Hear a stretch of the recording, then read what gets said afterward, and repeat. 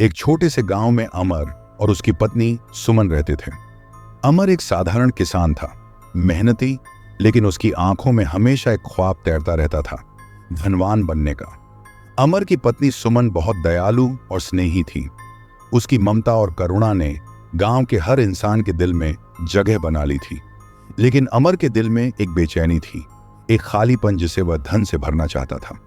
हर रात अमर भगवान से प्रार्थना करता, हे भगवान, बस इतना धन दे दो कि मैं और मेरी पीढ़ियां कभी गरीबी ना देखें।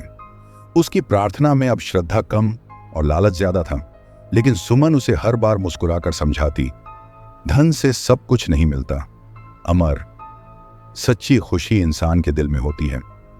एक दिन गांव में एक रहस्यमयी अजनबी आया। उसकी आंखों में अजीब सी चमक थी, जैसे उसने अमर के दिल की हर छिपी ख्वाहिश पढ़ ली हो। वह अमर के पास आया और धीमी आवाज में कहा, तुम्हें वह सब मिल सकता है जिसका तुमने सपना देखा है। तुम्हारे जीवन में इतना धन आ जाएगा कि दुनिया की सारी खुशियां तुम्हारे कदमों में होंगी। अमर की आंखें चमक उठी। उसने उत्सुकता से पूछा, कैसे? मुझे क्या करना होगा? अजनबी ने उसकी ओर झुकते हुए कहा, तुम्हें गांव के सबसे अच्छे इंसान की बलि देनी होगी, बस एक ही बलि, और फिर तुम्हारी सारी इच्छाएं पूरी हो जाएंगी।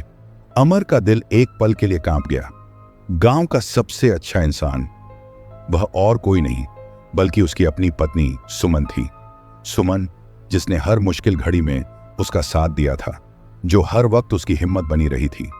अमर का दिल उसे रोकने की कोशिश कर रहा था, लेकिन उसका मन अब लालच में डूब चुका था। वह धीरे धीरे अजनबी की बातों में फंसता चला गया। रातें बीतने लगी और अमर का दिल सुमन के प्रति कठोर होता गया। अब उसकी आंखों में सुमन के प्रति प्रेम की जगह सिर्फ धन की चमक थी। एक रात जब सुमन गहरी नींद में थी, अमर ने अपना कृत्य करने का फैसला किया।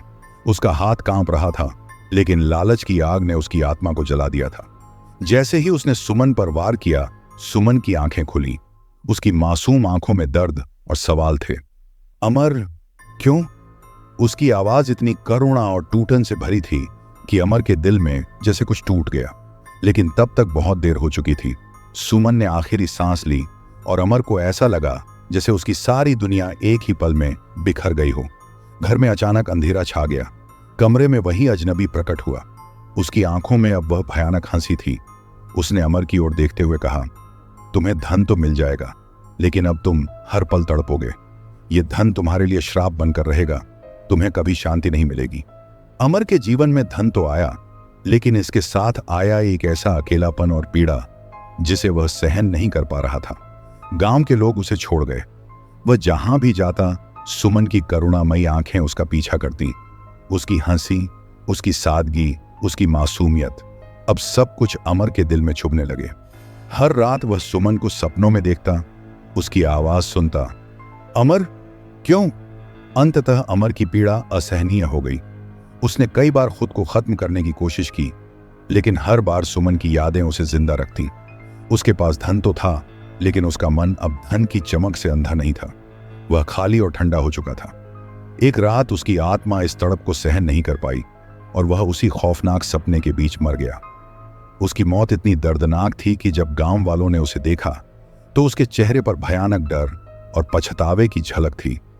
गांव के लोग अब उसकी कहानी सुनाते हैं और कहते हैं, जो लालच में अपने प्रियजनों को खो देते हैं, वे अमर जैसी भयानक मौत पाते हैं।